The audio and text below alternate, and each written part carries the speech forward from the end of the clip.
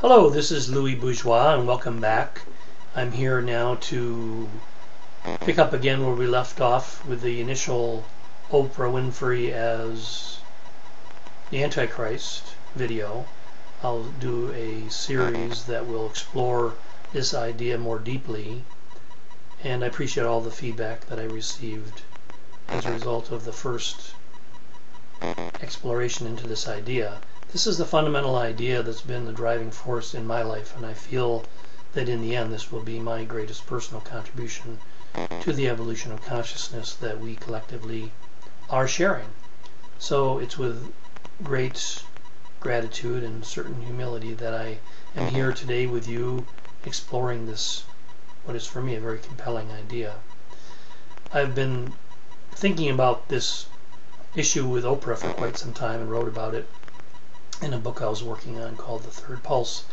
But more recently, because of the fundamentalist outcry against both Barack Obama and Oprah Winfrey, I realized that there's an important role that I can play as a bridge between these two worlds that are seemingly unbridgeable. Okay, and the basic and for me very compelling idea is that our function in the end, in our own lives, is to be a bridge between heaven and earth, is to be a bridge between unforgiven and ultimately forgiven elements of our own life. That we're here to, first and foremost, to clean up our own mess, to undo or reverse constructions that we've made that have added to the karmic burden of our species and of our planet. Each of us has a very doable function, okay? Because we're really just talking about cleaning up our own mess. We're not talking about cleaning up other people's messes or messes that seem to be part of the collective on the other side of the planet. We have to come to recognize how we are, in our own way, adding to the collective mess, okay? And we do this by learning how to change our mind and see things differently. Okay? And one of the fundamental ways we can do this, and I would revert to a very ancient teaching, Taoism, in their use of the yin-yang symbol, that in this teaching, the fundamental idea is that in the space-time continuum where there is a necessary breakdown of elements into contrasting parts, seemingly at odds with each other, that within that, or those parts of the duality fit within the oneness, within the whole, within the circle. Okay, so you've got the yin-yang symbol, darkness and light, masculine, feminine, good and evil, whatever. That those seemingly opposite elements or aspects fit in the oneness, fit within the whole. Okay, so our job in our lives is to integrate the seeming irreconcilable parts of ourselves into the oneness of who we are. Okay, until we do that, we're not going to be able to extend that same elevated level of consciousness out onto our world. So this is why you see it all over the place, and bumper stickers and whatever, that this work is an inside job. We have to do the inner work in order to be able to truly be of any service in the outer manifestation. Okay, because our outer world, the world that we see, is truly simply a mirror of what we are experiencing inside ourselves.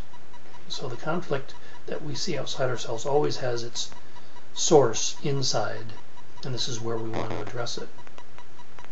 But it helps to look at the big picture and to look at some parts of our collective story, and certainly even mythology, to help us better understand our own journey. Okay, we all started our journey in this place of wholeness, this place of deep connection, whether you call that place heaven or your mother's womb. We all started in this place of calm, of peace, of connection. And it's our job to eventually return to this place. Now, some people think that happens just by living your life and you die and you return to heaven or return to ash or whatever, and that is enough of the return. But in our new consciousness, what we're coming to recognize individually and collectively is that we can awaken. Okay, we can, without going through the process of physical death, we can die to the old constructions that would keep us separate from the sense of wholeness, the sense of connection, belongingness, what have you, that is our true nature that we carry with us as we walk in the world. if we allow this to happen. So this is the first part of this process of awakening, is to recognize that it is our individual path to awaken through this process of integration, of bringing the seemingly irreconcilable parts of ourself into wholeness.